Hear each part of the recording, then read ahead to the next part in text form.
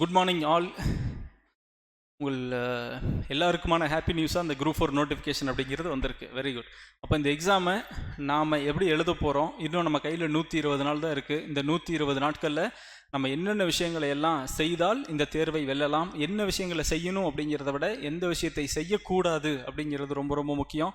இந்த தேர்வை அணுகும் விதம், இதுக்கு செய்யணும் செய்யக்கூடாதது, படிக்க வேண்டியது படிக்கக்கூடாதது, கூடுதல் கவனம் செலுத்த வேண்டியது, திரும்ப திரும்ப பயிற்சி செய்ய வேண்டியது அப்படிங்கிற நிறைய ஆஸ்பெக்டில் இது ஒரு தந்திரம், ஒரு டெக்னிக்கை 120 நாளைக்கு நம்ம அப்ளை பண்ணினா டெஃபினட்டாக இதில் நம்ம எல்லாராலையும் எக்ஸாமில் ஜெயிச்சு பாஸ் பண்ணிட முடியும்.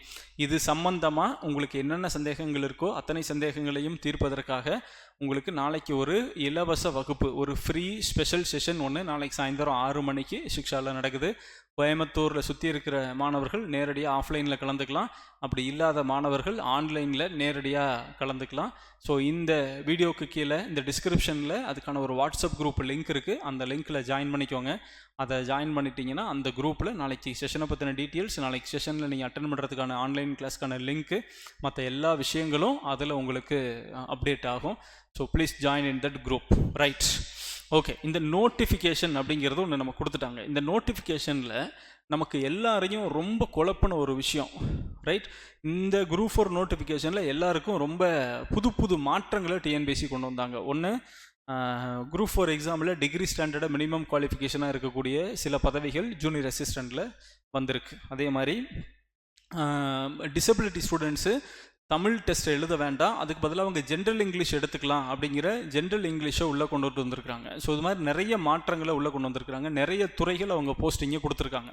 அப்போ எல்லாருக்குமான ஒரு கேள்வி இருக்குது, அப்போ நம்ம டிகிரி ஸ்டாண்டர்ட்லாம் போக, ஸ்பெஷல் பர்பஸ் போக, டைப்பிஸ்ட்டு ஸ்டெனோ இல்லாதவங்க, அப்போ நம்ம எங்கே சார் நம்ம போட்டி போட முடியும் அப்படின்னா, நமக்கு இருக்கிற ஒரே வாய்ப்பு ஜூனியர் அசிஸ்டண்ட்.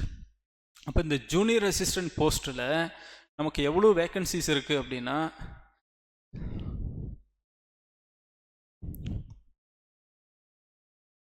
ஜூனியர் அசிஸ்டன்ட் போஸ்ட்டில் 2 விதமான வேக்கன்சிஸ் இருக்கு.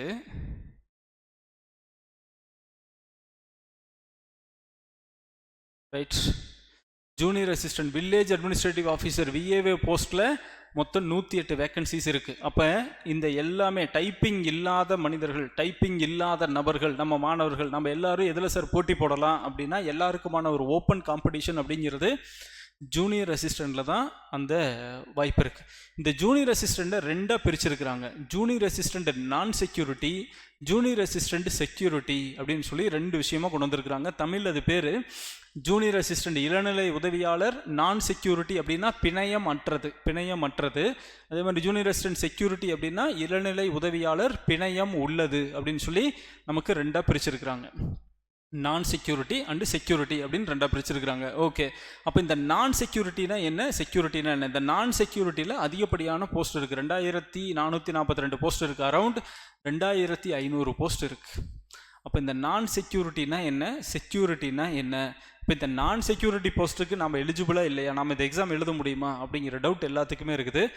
ரொம்ப சிம்பிள். இந்த எக்ஸாம் என்ன அப்படின்னா, ஒவ்வொரு எக்ஸாமினருக்கும் ஒரு ரைட் இருக்குது. நீங்கள் ஒரு எக்ஸாம் எழுதுறீங்க, அந்த எக்ஸாம் எழுதி பாஸ் பண்ணி நீங்கள் ஒரு வேலைக்கு போனதுக்கப்புறம் அந்த வேலையிலிருந்து நீங்கள் விரும்பும் துறைகளுக்கு வேறு தேர்வு எழுதி இன்னொரு எக்ஸாமுக்கு போகலாம், இன்னொரு டிபார்ட்மெண்ட்டுக்கு நீங்கள் வேலைக்கு போகலாம், இல்லை அந்த துறையிலிருந்து நீங்கள் வெளியில் போகலாம், எனக்கு வேலையே வேண்டாம் அப்படின்னு சொல்லிட்டு வெளியில் போகலாம். இது எல்லாத்துக்கும் இருக்கிற உரிமை.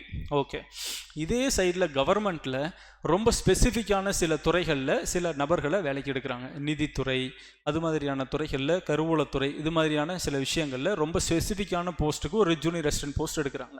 அது ரொம்ப பெக்குலியரான போஸ்ட்டாக இருக்கும், அதிகப்படியான திறன்கள் தேவைப்படக்கூடிய ஒரு பதவியாக இருக்கும். அப்படி இருக்கிற பதவியில் பணியமர்த்தக்கூடிய ஒரு நபர் சரியாக வேலை செய்யணும், அது ரொம்ப முக்கியமான பதவி அப்படிங்கிறதுக்காக அவங்களுக்கு பயிற்சியே ஒரு 7-8 மாத காலம்லாம் இருக்கும். நீண்ட கால பயிற்சி கொடுப்பாங்க, அவங்கள முழுமையாக தயார்படுத்தி வச்சுருப்பாங்க. அப்படி தயார்படுத்துகிற ஒரு ஆள் எல்லா ட்ரைனிங்கும் முடித்த உடனே நான் வேறு எக்ஸாம் எழுதுகிறேன், நான் இன்னொரு வேலைக்கு போக போகிறேன், இல்லை நான் வேலைக்கே வரமாட்டேன், நான் வேலையை விட்டு ரிசைன் பண்ணுறேன் அப்படிங்கிறதெல்லாம் சொல்கிறதுக்கு நிறைய வாய்ப்புகள் இருக்குது. ஸோ அப்படி ஒருத்தங்க வெளியில் போனாங்க அப்படின்னா அரசு செலவு பண்ண பணம், பொருள், நேரம், அவங்களுக்கான பயிற்சி எல்லாமே வேஸ்ட் ஆகும். அதையும் தாண்டி அரசுடைய அந்த அன்றாட அலுவல்கள் பாதிக்கப்படும். அப்படி அதை அவாய்ட் பண்ணணும் அப்படிங்கிறதுக்காக ரொம்ப ரொம்ப ரொம்ப முக்கியமான சில பதவிகளுக்கு மட்டும் மட்டும் சில கண்டிஷன்ஸை கிரியேட் பண்ணுறாங்க. அதை தான் செக்யூரிட்டி அப்படின்னு கொண்டுட்டு வராங்க, பிணையம் அப்படின்னு சொல்லி. ஸோ அந்த இடத்துல நம்ம 2 விஷயங்கள் பண்ணணும். குறிப்பிட்ட சில பதவிகளுக்கு, அந்த மாதிரி பதவிகளுக்கு போகிறப்ப நான் குறைந்தது இந்த வேலையில் 3 வருஷம் இருப்பேன், 4 வருஷம் இருப்பேன், 5 வருஷம் இருப்பேன் அப்படிங்கிறது அது துறைக்கு துறை மாறுபடும். ஸோ எத்தனை வருஷம் அவங்க சொல்கிறாங்களோ, மென்ஷன் பண்ணுறாங்களோ அந்த பாண்டில் நீங்கள் சைன் போட்டு கொடுப்பீங்க. ஸோ எத்தனை வருஷத்துக்கு மினிமம், குறைந்தபட்சம் நான் எத்தனை வருஷத்துக்கு நான் இங்கே வேலை செய்வேன் அப்படிங்கிற விஷயத்தை நாம் அந்த இடத்துல சைன் போட்டு கொடுப்போம். சில துறைகளில் கூடுதலாக நீங்கள் ஒரு குறிப்பிட்ட அமௌண்ட்டை அங்கே கட்டணும், குறிப்பிட்ட அமௌண்ட்டை கட்டணும். ஸோ செக்யூரிட்டி அமௌண்ட்டாக கட்டணும். ஒருவேளை நீங்கள் குறிப்பிட்ட 4 வருஷத்துக்கு முன்னாடி அந்த துறையிலிருந்து நீங்கள் வெளியில் வரீங்க அப்படின்னா உங்களுக்கு ரிலீவ் பண்ண மாட்டாங்க. 2வது, நீங்கள் அந்த சர்வீஸ்லேருந்து இன்னொரு சர்வீஸ்க்கு போகிறீங்க அப்படின்னா அந்த சர்வீஸ் ஆட் ஆகாமல் போயிடும். நீங்கள் ஆல்ரெடி அங்கே பாண்டு கட்டி வச்சுருக்கிற காசு திரும்ப கிடைக்காது. ஸோ இதுதான் செக்யூரிட்டி அப்படின்னு சொல்லக்கூடியது. ஸோ சில குறிப்பிட்ட பதவிகள், அந்த பதவியின் முக்கியத்துவத்துக்காக அந்த பணியாளர் குறைந்தபட்சம் இத்தனை காலம் நமக்கு வேலை செய்யணும் அப்படின்னு ஒரு பத்திரத்தில் கையெழுத்தும் போட்டு கொடுத்து துறைகளுக்கு தகுந்த மாதிரி குறிப்பிட்ட அளவு டெபாசிட் அமௌண்ட்டும் கட்டி அந்த வேலையில் வேலை செய்யணும். ஒரு பணியாளரின் நிலைத்தன்மை இந்த பதவிக்கு தேவைப்படுது அப்படின்னு கருதப்படுகிற பதவிகள் ஜூனியர் அசிஸ்டன்ட் செக்யூரிட்டி, பிணையம் உள்ள பதவிகள் அப்படின்னு சொல்லுவோம். ஜூனியர் அசிஸ்டன்ட் நான் செக்யூரிட்டி அப்படிங்கிறது அது இயல்பான பதவி. நீங்கள் அது யார் வேணாலும் நம்ம எழுதி பாஸ் பண்ணலாம், வேலைக்கு சேரலாம். நீங்கள் ஒரு வேலை வேறு ஏதாவது குரூப் 2 குரூப் 1 எழுதி வேறு வேலைக்கு போகிறீங்க அப்படின்னா அந்த துறையிலிருந்து ஒரு ஆட்சேபனை இல்லா சான்றிதழ் NOC வாங்கி கொடுத்துட்டு நீங்கள் அடுத்த துறைகளுக்கு போகலாம். நீங்கள் ஆல்ரெடி செஞ்ச அந்த கவர்மெண்ட் சர்வீஸ் உங்களுக்கு சர்வீஸில் திரும்ப ஆட் ஆகும். ஸோ இந்த நான் செக்யூரிட்டியா அந்த அப்படிங்கிறதுக்கான குழப்பம் வேண்டாம். நம்ம எல்லாருமே எலிஜிபிள் ஃபார் நான் செக்யூரிட்டி போஸ்ட், அதில் நம்ம எடுத்துக்கலாம், ரைட்.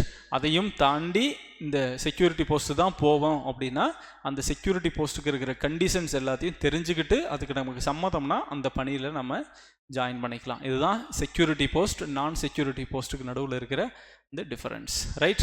ஸோ இது மாதிரி இன்னும் இந்த குரூப் 4 எக்ஸாமில் உங்களுக்கு என்னென்னலாம் சந்தேகங்கள் இருக்கோ, வேறு ஏதாவது இருக்குது, இந்த 120 நாளில் இந்த தேர்வை நம்ம எப்படி வெளில போகிறோம், இந்த தேர்வில் செய்ய வேண்டியது என்ன, செய்யக்கூடாதது என்ன, எப்படி திட்டமிட்டு படித்தா இந்த எக்ஸாமை ஈஸியாக கிராக் பண்ணலாம், இது மாதிரியான எல்லா விஷயங்களையும் டிஸ்கஸ் பண்ணுறதுக்கு நாளைக்கு ஈவினிங் 5 o'clock 31/1/24 புதன்கிழமை சாயந்தரம் 6 மணிக்கு ஒரு செஷன் இருக்குது, ஒரு ஃப்ரீ செஷன் இருக்குது.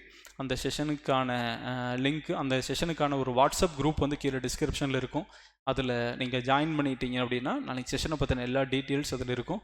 விருப்பப்படுகிற அத்தனை பேரும் நாளைக்கு அந்த வகுப்பில் கலந்துக்கிட்டு உங்களுக்கான பயிற்சியை ரொம்ப ஷார்ப்பாக, ரொம்ப கூர்மையாக கொண்டுட்டு போய் இந்த வருஷம் நீங்கள் சர்வீஸ் வாங்கிடலாம். தேங்க்யூ.